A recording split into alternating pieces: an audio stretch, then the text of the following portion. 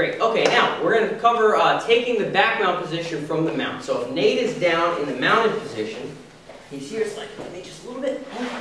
Nate's here in the mounted position, I'm on top. I've gotten the mount somehow or another, I've gotten to a good mount position.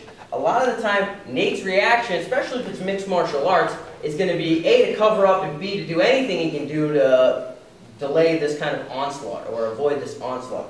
So oftentimes it's going to involve turning to his side, which has its pros and it has its cons. It opens him up for submissions and other arm attacks. It might make it a little bit tougher to get a good square blow on his head, and in mixed martial arts you're not allowed to hit to the back of the head. But in addition, it's going to open up the back mount for me. So here's the way I'm going to take Nate's back from this position.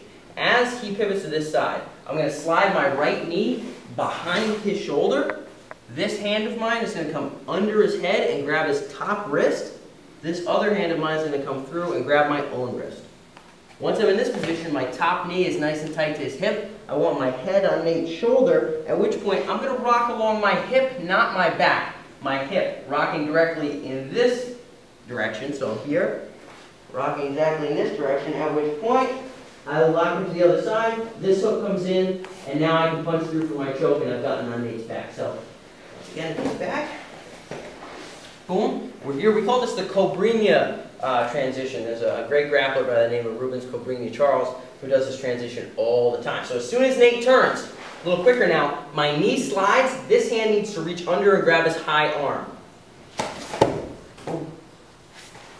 So watch, my knee will slide, and this heel needs to pivot into his hip. So my heel snug to his hip. This is the first part of the transition. As that goes down, 1, 2, and then I switch. So Nate turns to his side.